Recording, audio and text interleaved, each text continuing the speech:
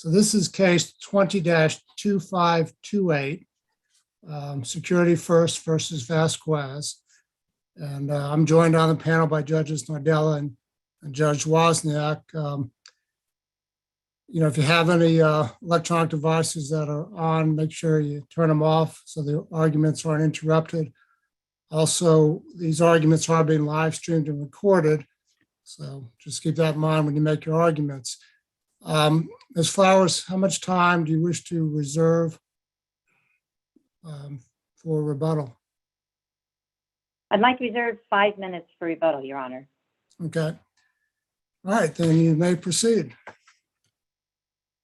Yes, Your Honor. And just for clarification, did I understand you to say that there would not be any questions from the panel because that's not possible via the audio? No. What I said was the way it was set up before with the technical problem would be a good way to avoid questions from the panel. But you do have 20 minutes, Absolutely. reserve 5, and you may proceed with your argument, and we may well have questions for you.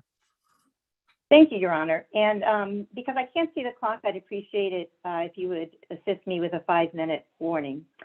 May it please the court. Yes, Angela Flowers on behalf of Security First Insurance Company.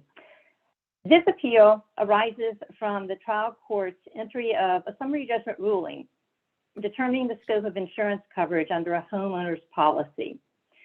The case started when plaintiffs made a claim for insurance based on a sudden and accidental discharge of water from the plumbing system that caused interior damage. Security First responded by paying the plaintiffs $10,000 as the full limits of insurance coverage that was available for the subject risk. Plaintiffs then sued, claiming that they had sustained covered losses due to water damage caused by a failed plumbing system, specifically the cast iron pipes under the slab of the house. And so the complaint claimed that Security First had failed to pay the plaintiffs all of the losses that they were owed. It's Security First's position that they, by paying the $10,000 under the per loss limits of the water damage coverage, that it exhausted the policy limits and paid everything that was owed under the policy. So to address these issues, what I'd like to do is to begin with talking about the structure of the policy. Then I'd like to go through the key policy provisions and then discuss application of these provisions to the facts of this particular case. So I'd like to start with the declarations page of the policy because the declarations page acts as the roadmap for the coverage that was provided under this policy. The declarations page is created following the contract negotiations between the parties and reflects the results of those negotiations and the contents of the contract that is issued to provide coverage for the plaintiff's home. You'll find a deck page on pages, beginning on page 91 through page 94 of the record on appeal. So to begin with on the deck page, what you'll notice is that it indicates that coverage is provided where a premium or a limit of liability is shown for a coverage. We have listed here various coverages. The first one under section 1 is called dwellings coverage, and that's the coverage that's applicable to this particular claim. And it's called coverage A under section 1. It's our dwelling coverage. We then notice that on the deck page, there's also a number of forms and endorsements which are listed, which indicate the result of the negotiated contract. Some of these endorsements will detract from the coverage that would have initially existed under the main policy, and then some endorsements will enhance or add to coverage that's available under the policy. Beyond that, what's noteworthy is that two specific endorsements on this policy. First, there was a water damage exclusion endorsement, which took away the specific type of water damage that's involved in this case. But we also see added back in here a limited water damage endorsement, which is going to provide coverage for the accidental discharge of water from a plumbing system. You'd note let me ask you some questions about that endorsement. I believe it's on page 133 of the policy. Yes. Okay. Now, first of all, if that endorsement wasn't there, it'd be your position that the Vasquez's would have no coverage for their loss in this case at all, whether it be water damage or tear out costs. Is that correct? That's correct, Your Honor. And indeed, I believe that the parties agree to that fact, that Okay. if this were not triggered, there'd be no coverage available under the policy at all for the loss. Okay, and if you left out the part of the endorsement that starts with limit of liability, if you just left in for an additional premium, the policy is endorsed, and you included the language, all other provisions of your policy apply, but you left out limit of liability, would that mean that in this situation, the Vasquez's would be covered up to policy limits for both, whether it be tear out costs or water damage to covered property? In other No, words, Your if Honor. the endorsement just ended with, for an additional premium, the policy is endorsed to include sudden and accidental direct physical loss, and concluded with that provision, if it ended there, would there be coverage for both tear out costs and water damage up to the policy limits? If you ended the endorsement at that point? Yes. So let me answer your question with a clarification. If the endorsement we're looking at on page 133 were the only part of the policy that identified the limits of liability, then yes, that would be possible. However, I will point out that on page 2 of the declarations page, the policy specifically says there as well that the limits of liability for this water damage endorsement are $10,000, and that's where it indicates that the insured paid a $10 premium in order to add back in this limited water damage coverage into the policy. Okay, so there'd be two places. One is in the endorsement and one on the declaration page. Now, in this case, if putting the limit of liability provision back in there, if the plaintiff had $2,000 of water damage to covered property and $8,000 of tear out costs, would they be entitled to the full $10,000? Yes, Your Honor. There is a full $10,000, as it says, per loss. So to the extent that all repairs and replacements which are needed to place the property back in its pre-loss condition fall within the $10,000 limits of liability, that's all part of the loss, which is how benefits are paid under the insurance policy. Okay, so would you also agree that an insurance company or an insurance contract would provide different policy limits for different, different types of damage? Like you could put in the limit of liability that it's $10,000 for damage to covered property and $20,000 for tear out costs. Would you agree with that? That would be an option. Yes, Your Honor. Okay.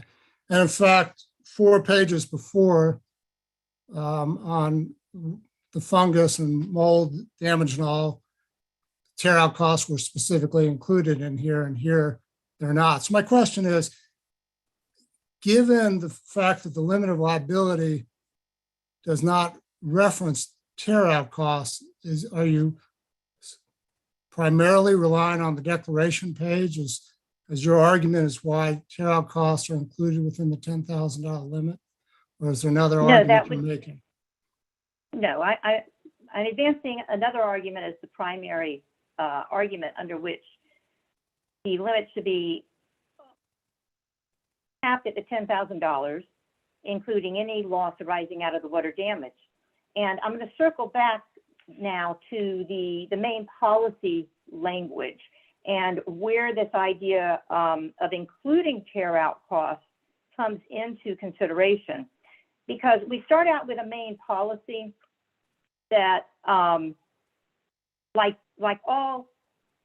most policies written as all risk policies, they start out with an insuring agreement that requires that there be direct physical loss to property before coverage is triggered. So we have the concept under every insurance policy that you have to trigger a coverage. And once you trigger that coverage, then you look to any terms related to that coverage, for instance, a sublimit, like in this case, to determine the scope of coverage, right? So so we start out, as I say, with a basic insuring agreement. You have to have direct physical loss to property. Then what we have under the perils insured provision, and this is on page 102 of the record, we then have an immediate however, that is the all risk policy immediately excludes certain types of risk. And one of the risks that gets excluded is the wear and tear and the deterioration risk. Now, the parties are in agreement in this case that the cast iron pipes failed due to corrosion over the years, wear and tear, deterioration. So if that were all that there were to this policy, right there we'd say there's going to be no coverage, because even if the cast iron pipes sustain direct physical damage, this policy would provide no coverage for that. And indeed, even when it talks about tear out costs, it never incorporates back in any coverage for the deteriorated pipes. But within this section of exclusions from the all risk coverage, what we have is an ensuing loss provision which follows that exclusion for wear and tear and deterioration. And it's that ensuing loss provision. But Ms. Flowers, you've already indicated that if you leave out the limit of liability provision, that tear out costs are covered. So tear out, and you agree that if it's $10,000 total damage, including $8,000 of tear out costs, that would be covered under this endorsement. So my question is, should we look at this endorsement as you gave back coverage for water damage and tear out costs, but then limited liability, or do we look at it that you, and then determine what the limit of liability applies to, or are you arguing that you only gave coverage up to 10,000? Do you see the difference between if the first paragraph gives coverage for tear out costs and the second paragraph doesn't limit liability, doesn't place that $10,000 limit expressly on tear out costs, then do we look at it whether implicitly did? Because how much, because you've given that, you've indicated that, and I agree, that there is coverage from the first paragraph. You've given back the coverage for tear out costs, even though there hadn't been any before, but by the endorsement, you've given coverage. So to me, the focus is on what does the limit of liability mean? Right, well, you must read the policy in its entirety as a whole. And there is not any tear out coverage unless you look to the ensuing loss provision. That's the only place where the availability of tear out coverage comes into play.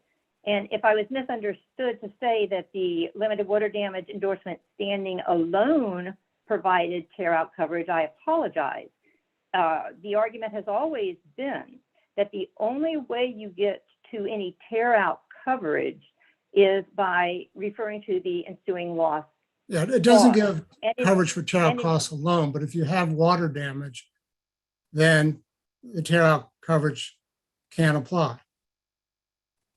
Yes, but I think, the semantics here are very important, because I think that here's what we cannot lose focus of the fact that there is no independent standalone coverage in this policy of any type that doesn't require a trigger of a direct physical loss to property.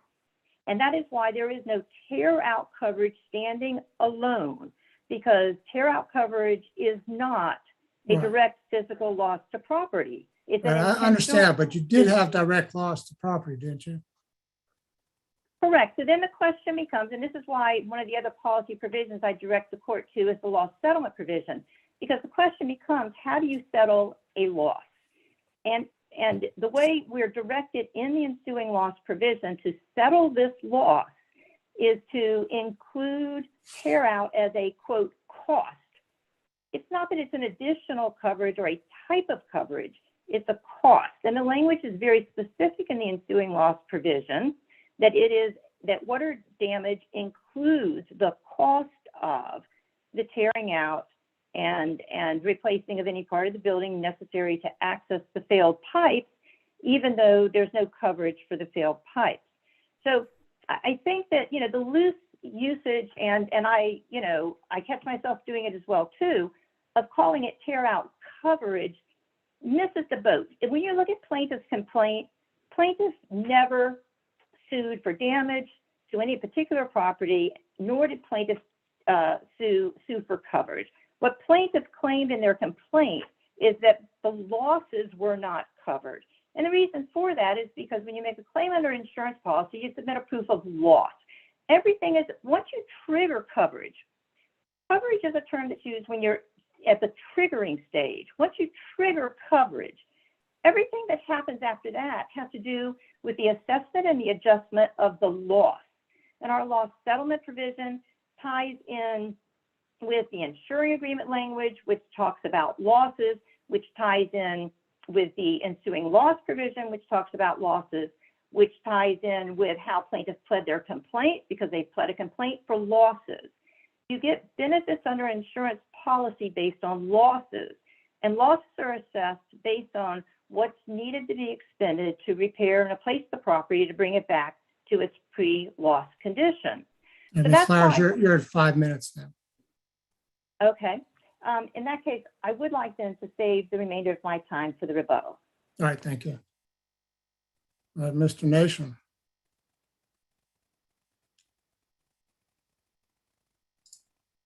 Good afternoon, everybody. Mark Nation on behalf of the FLA. And I will answer, Judge Evander, your question that you asked, and I'll get into the other sections. The limited water damage endorsement, if we didn't have the limit of liability, then that coverage is bought back into the policy, and my client would have full coverage A availability limits up to the coverage A limits for water damage and tear-up. Both. No question about that. How do we get there? If you look on page 102 of the policy, and I've excerpted it into page 4 of my brief, it's quite simple. There's the perils insured against.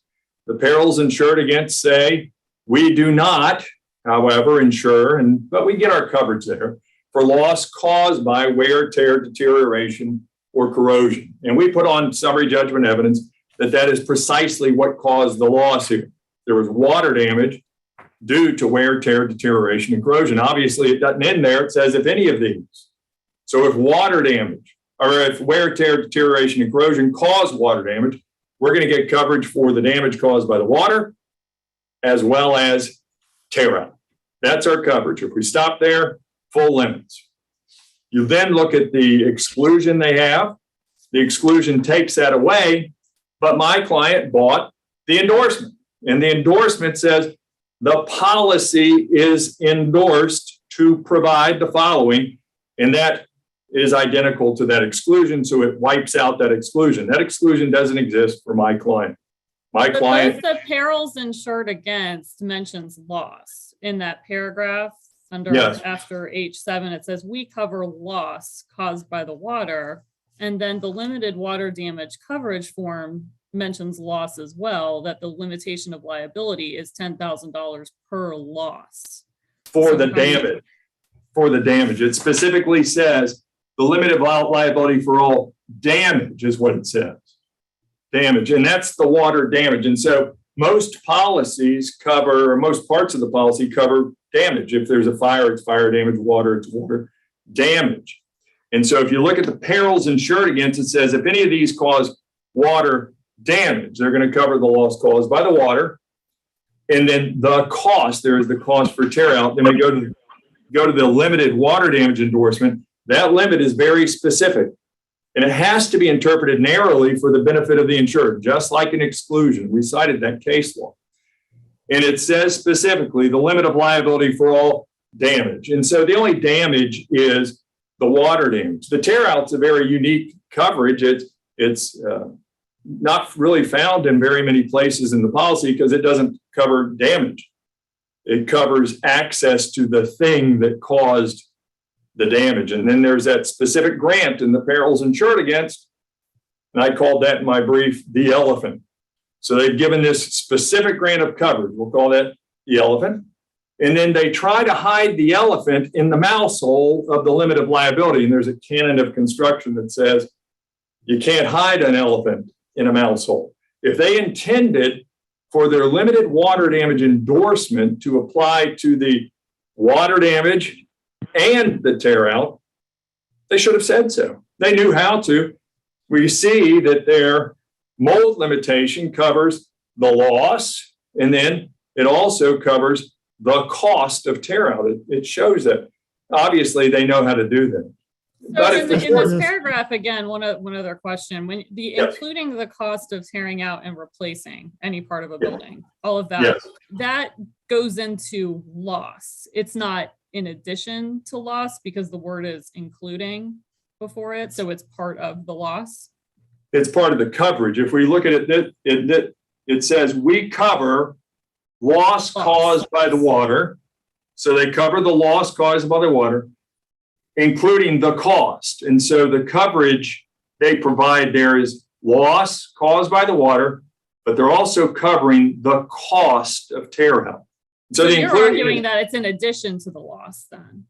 That including means in addition there? No, that the including is modifying we cover. We cover loss caused by the water, including the cost. And so we cover the loss and we cover the cost. And those are two different things. Yeah. Did you all agree below that there was no damage to the concrete slab that would need to be removed? I don't believe that that was an issue either way, Your Honor. The only thing we claimed in our estimate for the slab would have been the concrete cuts to access the pipes themselves.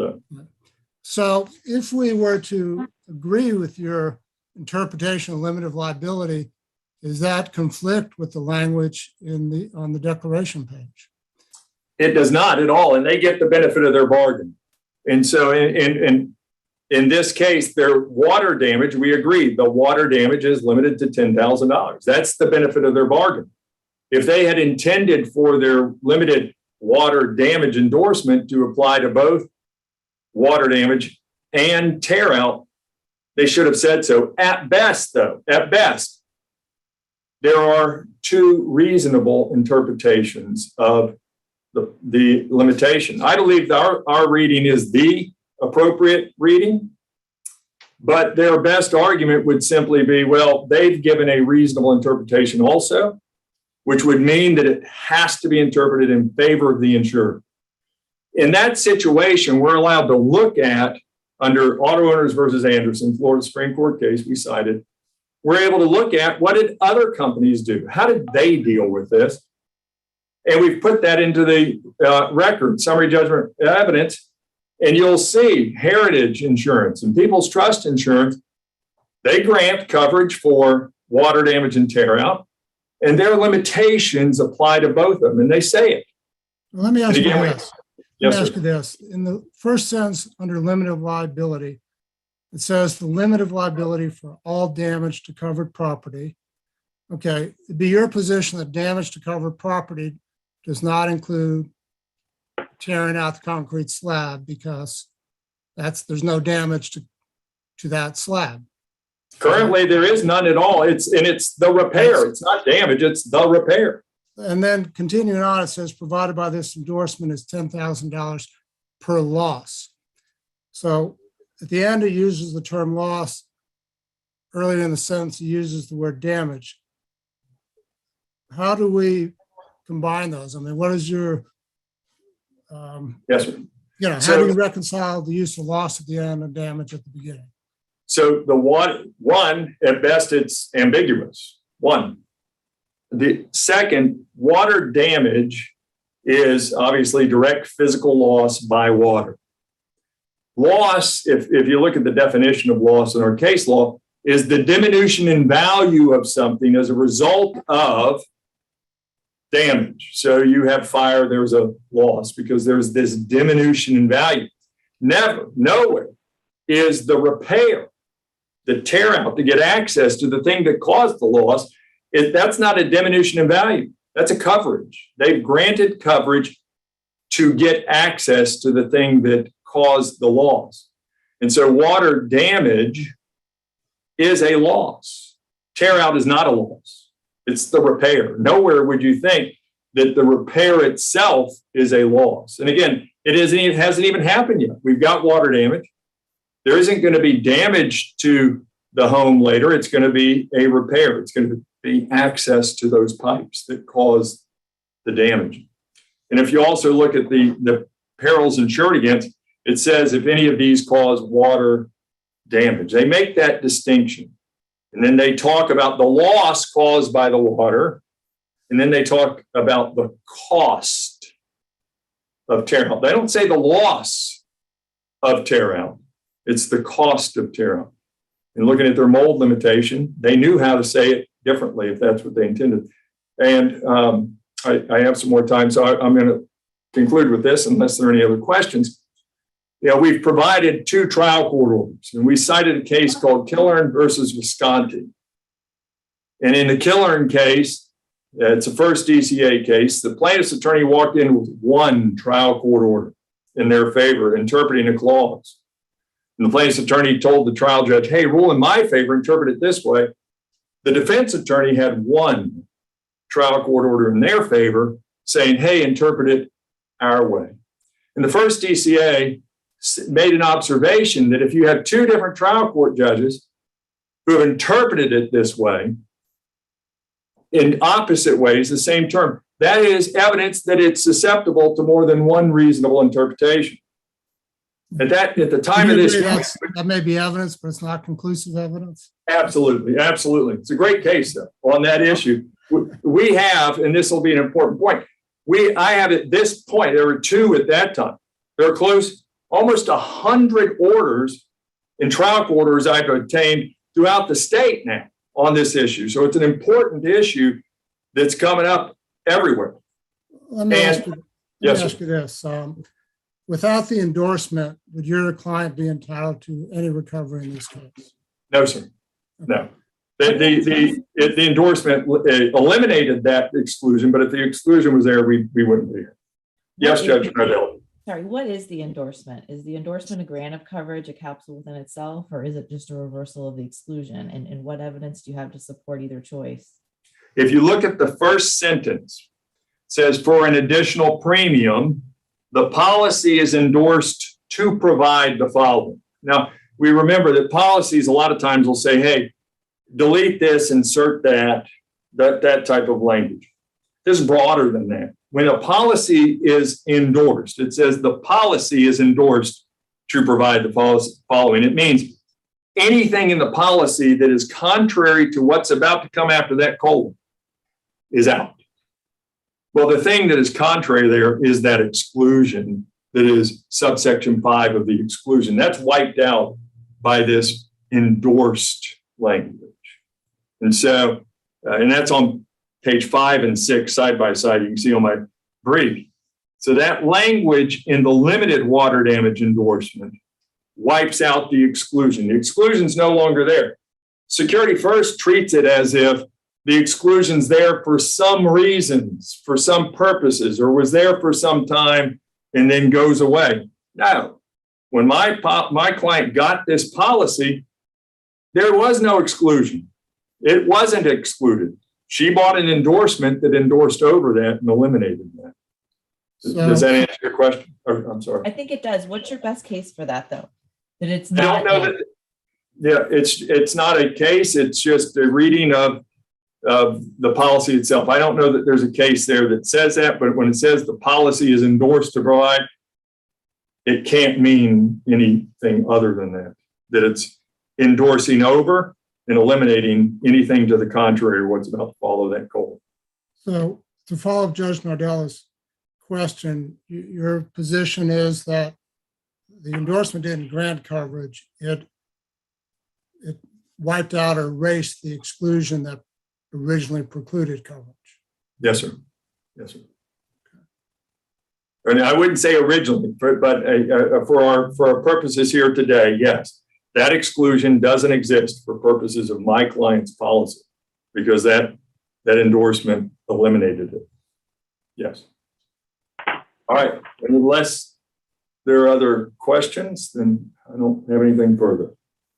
Thank you. All right. Thank you, Mr. Nation. Ms. Flowers, you have 4 minutes and 52 seconds left for rebuttal. Yes, Your Honor. In regard to the loss, the policy controls what is the loss when you're reading the per loss limit language. It's under the loss settlement provisions.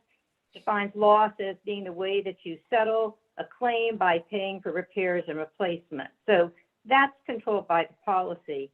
Second, as to the ensuing loss Does the provision, policy define damage? And is loss the same thing as damage? the policy talks about damage in the context of triggering coverage, that there must be a direct physical loss or damage to property, that there must be actual damage.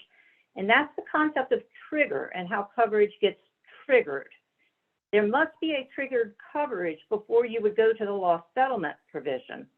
And here, if this ensuing loss provision did not exist, referring to tear out coverage, there'd be no cost of repair directed to tear out if you just had the limited water damage endorsement standing alone. Because But my question was, does the policy itself define the word damage? Only in the context of triggering coverage. It defines it as there needing to be a direct physical loss, that there needs to be an actual loss and damage to property. Okay, But does the ensuing loss, tearing out the concrete slab fit within the general understanding of what the words for all damage to covered property, what that would mean? I mean, was this No, it damage to falls covered under- property? no, it falls under the exclusion for intentional acts and destruction of property, and it would never be covered under the policy. And that's why an ensuing loss provision has been held in Homeowners Choice versus Mesphones to never be a source of coverage. An ensuing loss provision, what it does is it says, if any of these cause water damage, we cover loss caused by, there's a proximate cause element here.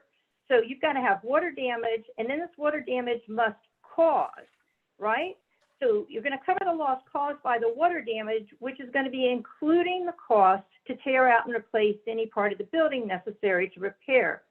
So they're inextricably intertwined. It's a cost that you would never be able to receive any insurance benefits for, but for the fact that the ensuing loss provision says that if there's otherwise water damage coverage, we're going to look to that water damage coverage, which here is the limited water damage endorsement, and then we're going to include the cost in whatever that water damage coverage is. And that's why you would never read this as a standalone provision, and plaintiff doesn't claim that the tearing out of the slab can be standalone coverage, or that it can satisfy the insuring agreement's requirement for a direct physical loss to property. Ms. The Flowers, other point is, oh, sorry, go ahead. no, please go ahead.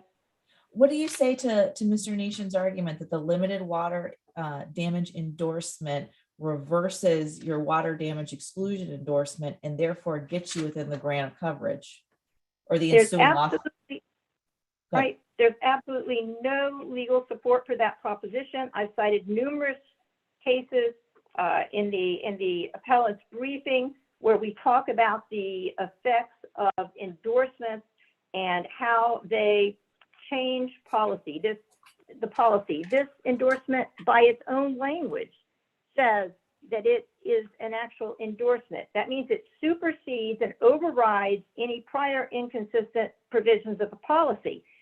There's zero authority for the concept that it resurrects previously excluded parts of the policy. It is a standalone provision. It's an endorsement which you read within the four corners to determine what the scope of water damage coverage is.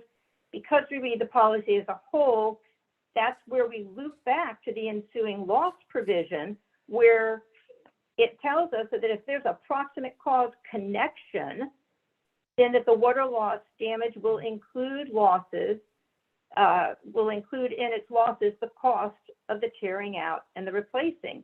And plaintiff admits that if we didn't have this limited water damage endorsement, there'd be zero coverage under this policy for what they're requesting. And so that without it, there's no way that the case law has ever interpreted an ensuing loss provision as providing standalone coverage. What it does is it provides the opportunity for the ensuing loss provision to be enforced. But enforcement of the ensuing loss type of coverage requires that you stay within the four corners of what that coverage is. And in this instance, that coverage is the limited water damage endorsement. Okay. Ms. Flowers, so- your time is up. Let me ask the other panel members if they have any additional questions. I do not. All right. Thank you very much. Thank you both for your arguments. I thought the briefs were well written.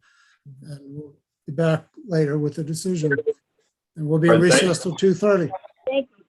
Thank you for accommodating the technical difficulties. Okay. Bye-bye.